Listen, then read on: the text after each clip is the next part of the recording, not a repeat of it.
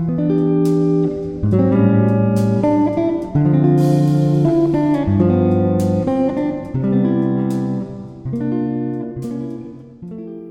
everyone, I'm Lucy and this is Memory Keeper Journals. I hope you're doing well and thank you for being here today. We're going to craft together and we're going to go to the next prompt, which has to do with packaging. I hope you're all doing well and I hope you enjoy this video too and you can craft with me. I have been a little bit under the weather, but as always, when I feel better, I manage to make some more videos and craft a little bit here and there.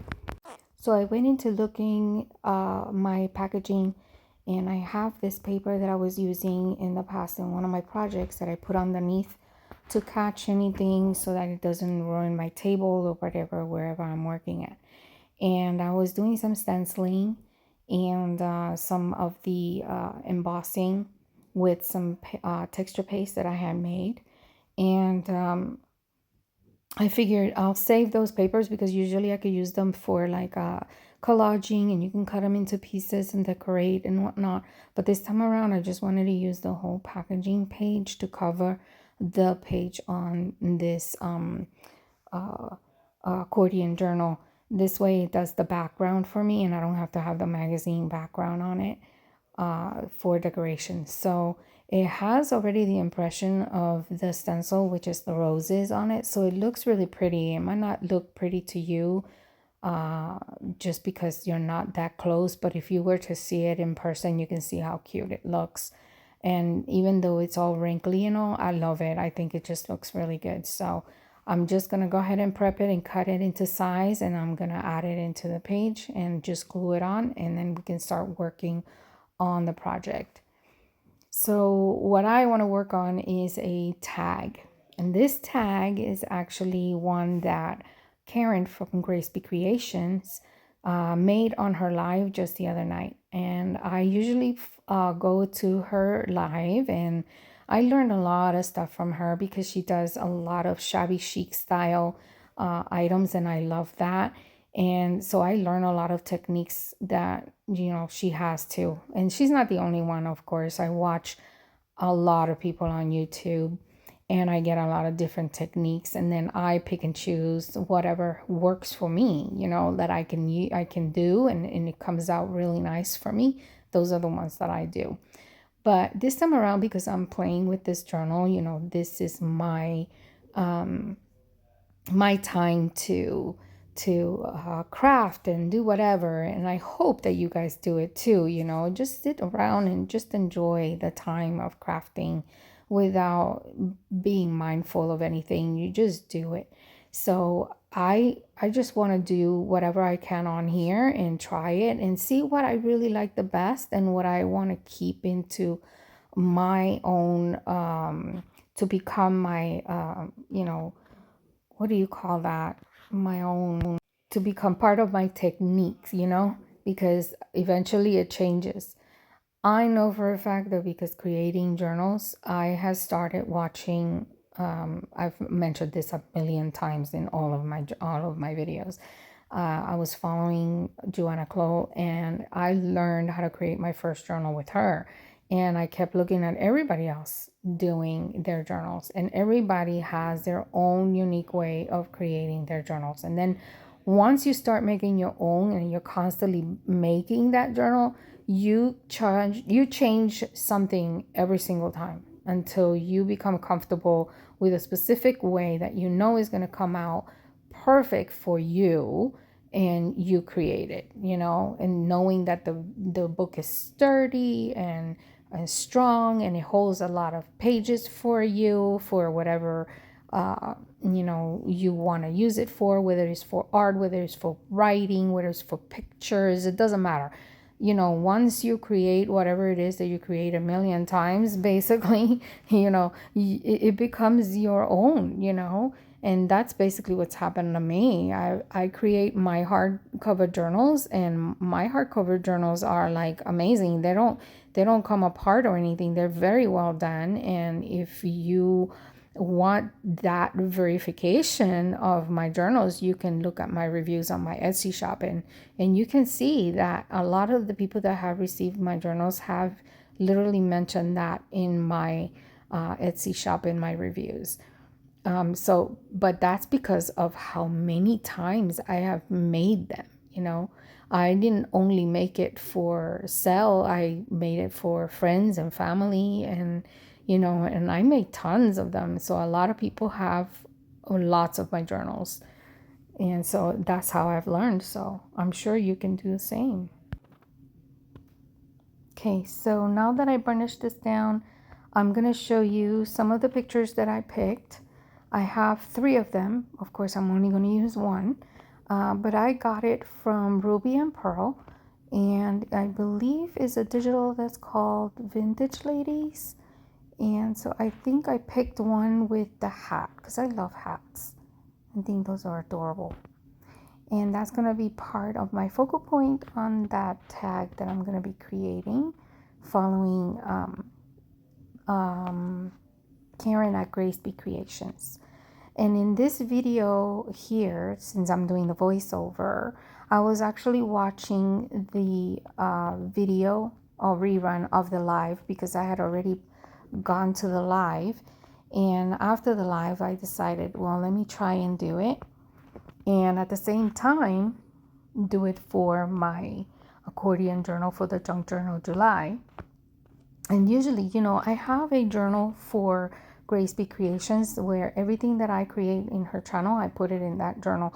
So I'm going to eventually create another one for that one. But for the meantime, I just figured I could do 2 birds with 1 stone kind of deal because I need to finish this journal because I am not giving up on it. I promised I was going to finish this one, and I am going to, whether it takes me the end of the year or until next year. I don't care. I am going to finish it.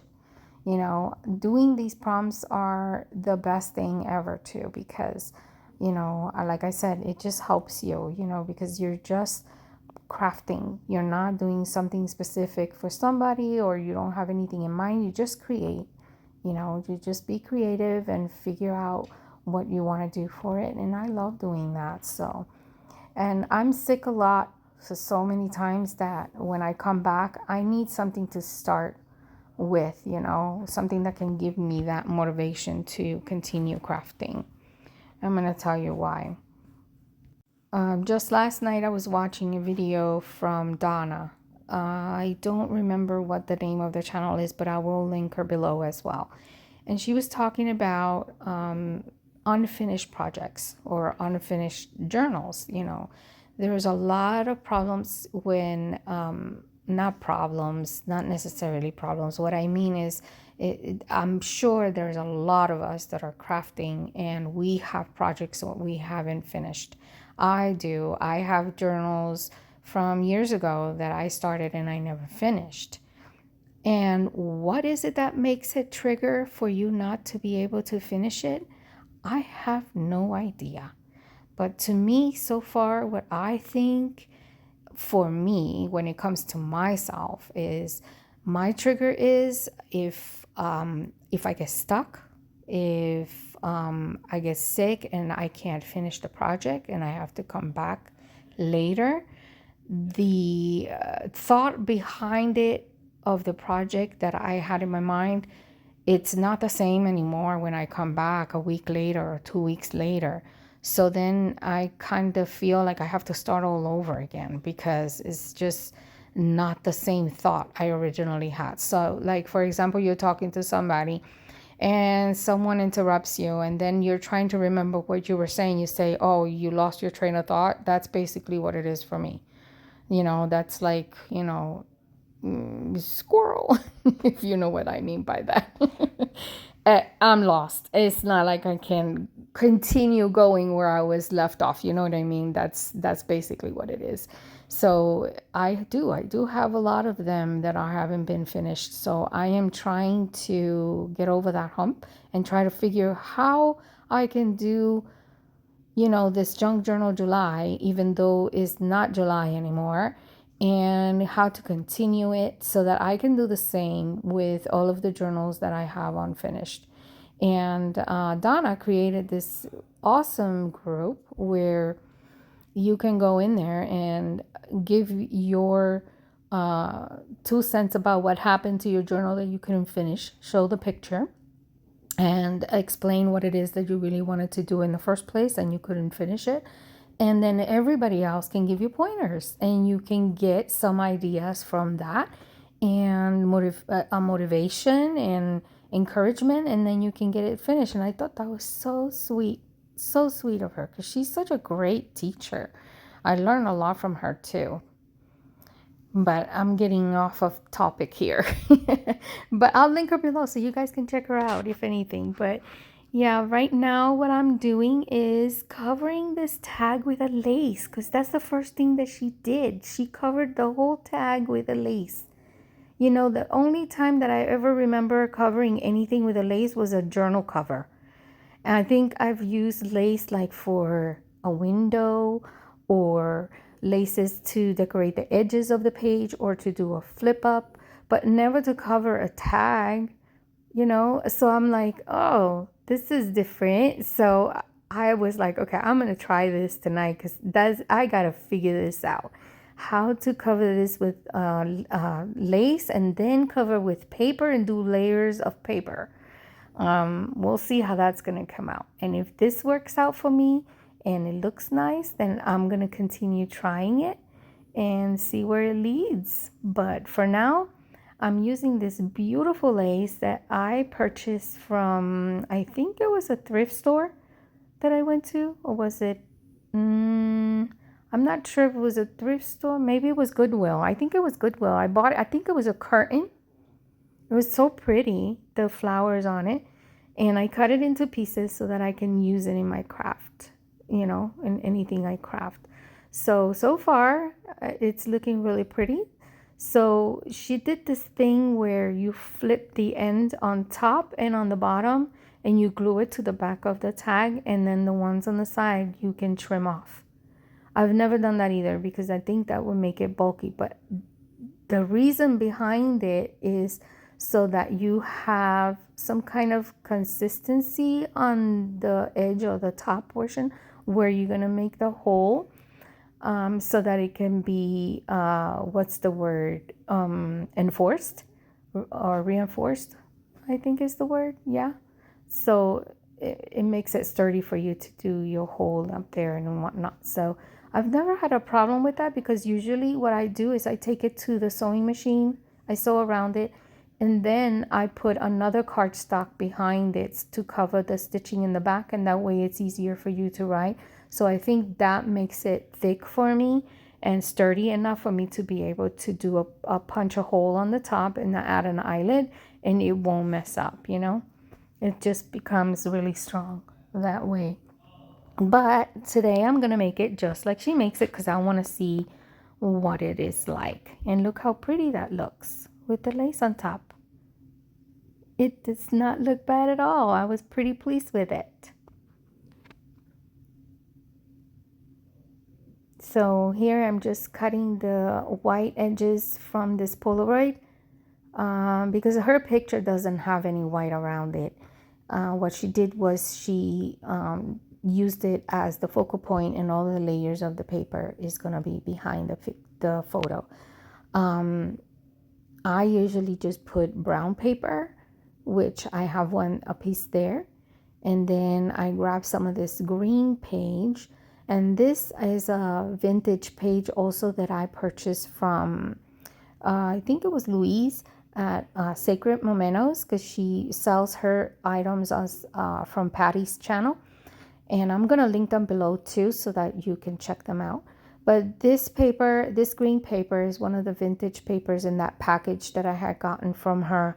It was just like a scrap package of a whole bunch of vintage papers and dictionary pages and things like that. So there's like a variety of things that you can use. I love getting those packages because you have so many choices. But I ended up not using the whole thing. I actually cut it into pieces, and I just put it behind the picture just for a pop of color. But see what I'm doing with the laces? That's exactly what she had done. She had put a lace on top of the brown bag and then flipped it behind so that, flipped it on top of the picture from the top and from the bottom. And I didn't know how to do that. I was just doing it and it just didn't seem right. But it could probably be because of my laces are not the same. It's not the same style or whatever. I don't know. Or maybe because I don't have an eye for that. I'm just gonna put it out there. That's just the way it is. So yeah, I'm just gonna do the best that I can. But I didn't think it felt right for me to put the lace right behind the picture on top of the brown bag. It just did not sit well with me. It looked so good on hers, but it was not looking pretty for mine. So I took it off, and then I decided to grab some of my handmade paper from Rose Hill Paper Cottage, which I wish I had some white. I don't have any. All I have is pink and orange and some other colors, but no white. And I miss it so much. But she hasn't put any yet. I've been watching her Instagram, her posting all of the papers that she's been making and everything. And I'm like, ooh, I can't wait. But yeah, that's the best that I can do right now. See, I tried all the colors on the top and it just wasn't looking good. So that's why I decided that the green paper had to go. I had to just take a couple or just cut it off a piece and just put a little bit on the side. And that's it. I just wanted a little pop of color because I know that the white and the pink was going to be the most that the tag was going to have. Now this one here that you see this ledger. Oh my goodness, that ledger paper is gorgeous. It has an amazing texture. The letters are beautiful. The penmanship of the person who was writing on this was amazing. Gorgeous, gorgeous letters. So I wanted all that to show. So then I got to cut the brown paper from the sides a little bit more, just because I wanted the penmanship to show. And yeah, and I saved every little bit of that paper. It was amazing. It was actually an 1800 page from the 1800s. Yeah, and I actually purchased that one from Ink Paper Art. So I know I'll link her below too so that you guys can see, because those are the two main people that I buy vintage and antique papers from, is from Patty at Sacred Mementos and from Kate at Ink Paper Art. And those are the two that I purchase all of my vintage papers from. So yeah, that one is just gorgeous. I wanted to use it because I already used the one side of it. And so I'm using every little bit of it for any little project that I'm doing. All the other ones that I have are for me to scan and create digitals with. I keep jumping back and forth on that, I say I'm going to do it, then I'm not. And I just don't make up my mind. Like, I have no idea what to do yet. I have a couple of friends of mine that I need to talk to so they can help me out with that, because I really do need some guidance. It's my first time, doing things like that. So, but I really want to do some digitals. I have some beautiful papers that I have acquired throughout my vintage and antique shopping. And I have a few coming soon. So yeah, I just want to make sure that I can share that with everybody else too. If I keep using them all in the journals, I'm never going to have anything, right? So I have kept a few for myself, not a lot, because I don't have that much space. My office now is a lot smaller, so I have to improvise and make sure that I don't overdo it, adding so much stuff in my room. It's already packed as it is, so I just need to tame it down a little bit. just just keep only what I need, and the rest I use all the time. I just don't want to um clutter too much in here, because then I can't really think or work in my office. But look how cute this looks. See, I put some of the green a little bit on the sides, and then I was thinking, well, I just put the pink on top, but then I thought she was adding more layers. Oh yeah, this is the dotted Swiss, but she puts that a little piece on the top and on the bottom of the picture, not necessarily on top of the picture. But I do get to add a little bit of this handmade paper on the top, and it has baby's breath in it, and it was so cute and it matched perfectly. So, because it has some of the green that matches with little pieces of the green paper that I put behind the picture. So I thought that was perfect. So the first thing I do is I glue it right away so that it stays that way and it doesn't change, because I don't want to, mess up the whole setup of what I have. So I glue it first, and then I glue it onto the ledger, and it's done. And then I can go ahead and start adding the handmade paper and the other book page that I actually pulled aside on the left side from the package that I purchased. So you see, now I gotta glue that one to the tag, but first I added another piece of book page, because I was watching the video and I'm like, oh no, she's adding something else. Oh my goodness. You guys have to watch her channel. She's so much fun, especially on the live.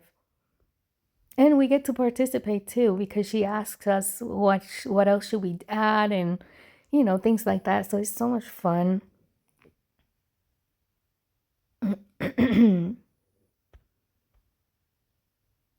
Oh my goodness. And it didn't look so bad at all. I liked it.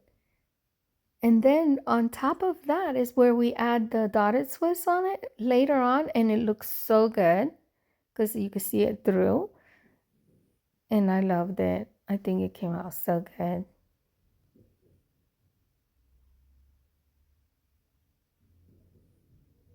See, now we take the excess out.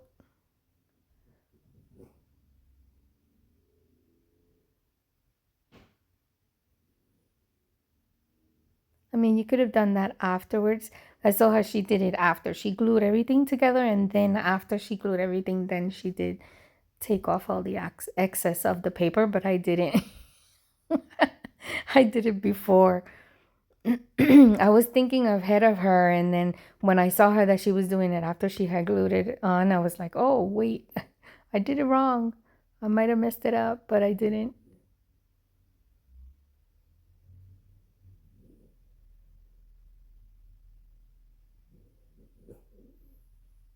You probably hear my dog. She's snoring in the background because I'm doing a voiceover and I'm in my room now.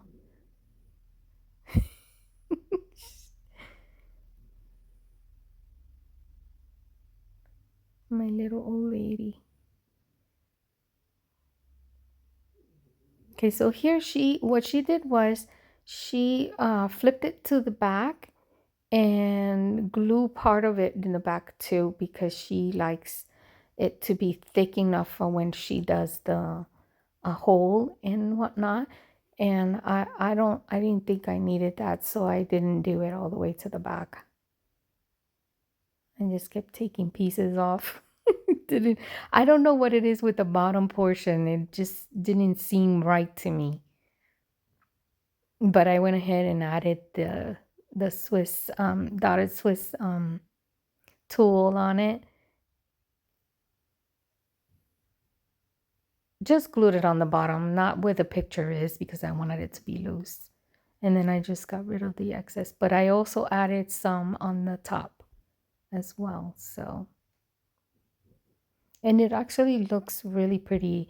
It makes it look so like delicate, and I love it.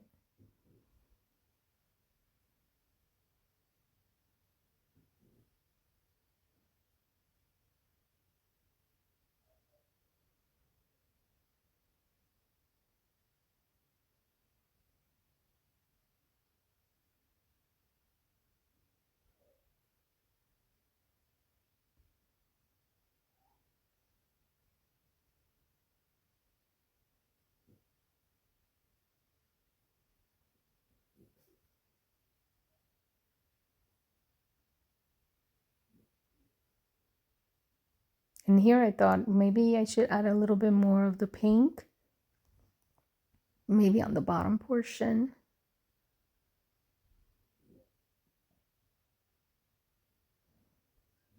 And that was a little piece of the baby's breath that came off, and I added in there with some glue.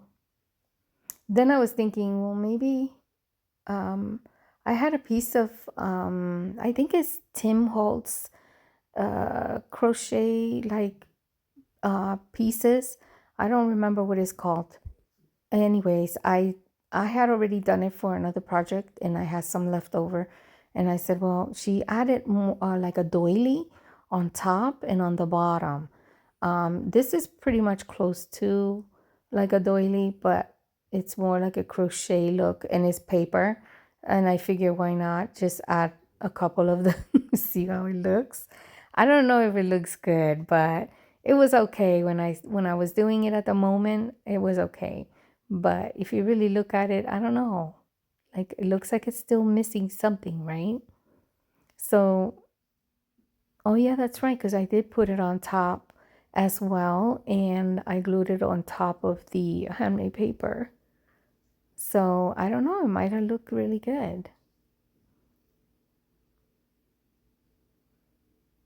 But those thinlets, for those crochet or those laces that you print out on paper, that you die cut, those are pretty difficult to clean up. You have to definitely get in there with a pick and take every little thing out of it so that you can see it. And sometimes if you don't pass it through hard enough, it doesn't even come out, and you just lose your paper because you have to really press it hard for it to work.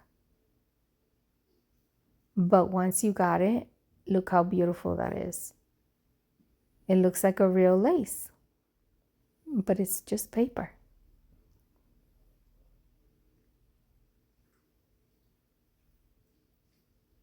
And these are the papers that I had on that package.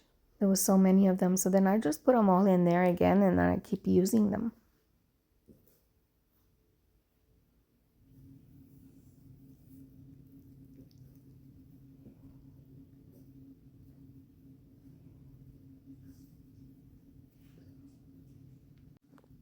And here I got my little jar of buttons and trinkets and stuff. And I was thinking maybe putting 3 buttons on the bottom, but then I got rid of that idea real quick. Didn't like the way it looked, so I didn't put it on there. Then the other one was she added another lace on the bottom, which was like it was a really pretty lace, but it was crinkly. Not crinkly. What is that called?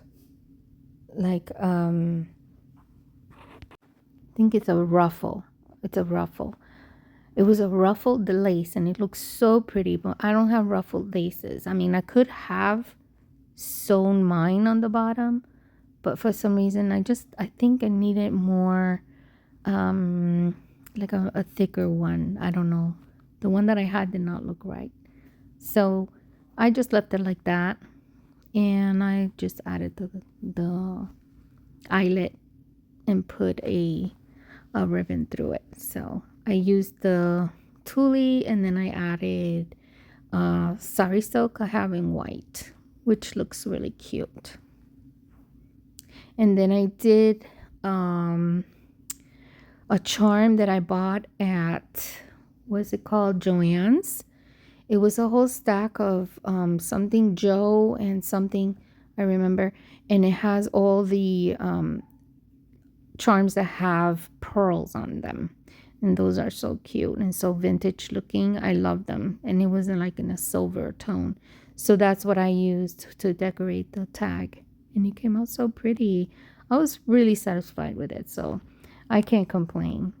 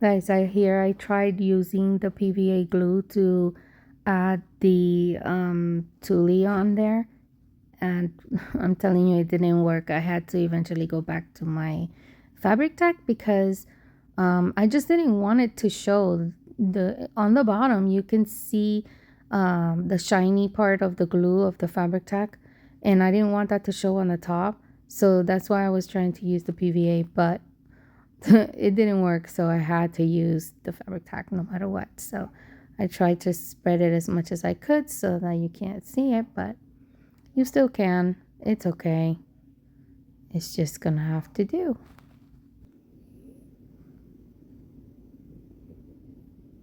It still looks really good though. I love the way the picture looks. Looking at it from here to see the little lace papers that I added on the side and on top, it does not look bad at all. I like it. So I'm pretty satisfied with the tag.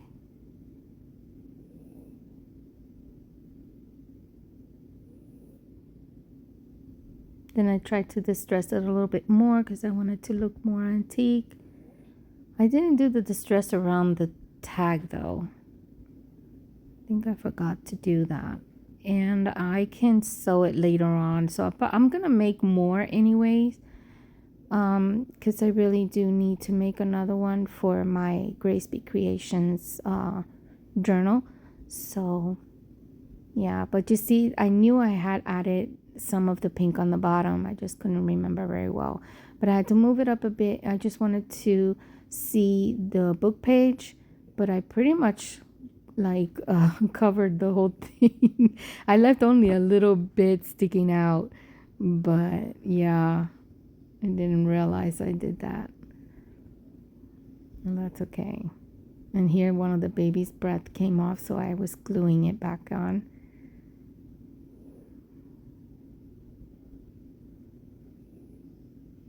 And it looks so pretty because it matches perfect with the green paper. Okay, so here I had leftover of the green paper, and I thought that would be perfect for the background. So I added that onto the page as well.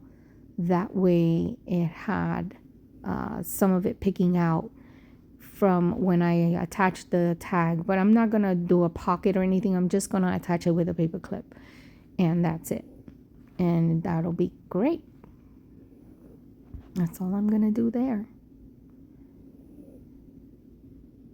And it's a vintage paper, and you can see how the color of it and the edges look. I love that. But it has some really cool fonts, so I thought that would be perfect for the background decoration on the page. So when I take off the tag, the page doesn't look so bad. And it's like framing the rose in the middle of it. And I love that. So hopefully I show you the page. Then I added some of this acrylic paint to just make it more, I don't know, more vintagey and at the same time more cohesive together, you know, like making it part of the page somehow. I kind of learned that with Amity Bloom Nasi. She does that in one of her journals. I think it's the Artist in Bloom. I took her class, and one of the techniques that she has was adding some of this acrylic paint over the paper and whatnot, just to add a little bit of this distressed look on the page. And I don't know if I, you know, accomplished that, but it looks really good. I liked it the way it looked, so I was pleased with it. And it kind of changed the color, like it was a creamy color and then it started getting a little darker, and I think it was because of the distress ink on the page. When it gets wet, and it kind of got mixed together.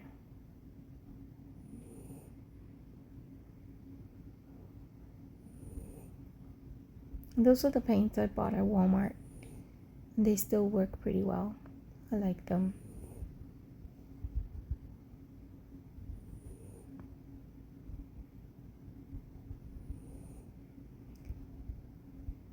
So this video is almost finished. I tried to get as close as possible. The lighting was a little difficult for me because I don't have very good lighting. I've changed a lot in my room so that it gets a little bit brighter, because I tend to craft more in the evening than I do during the day, because during the day is pretty rough for me. But I should be back with another video soon, hopefully sooner than later. And I just hope that you guys actually enjoyed this video, and let me know if you tried it or if you even, checked it out on her channel. I think you guys are gonna love it. And if you are new, please subscribe and like the video. That will help me a lot. And I will see you guys in the next video. And thanks for watching. Bye.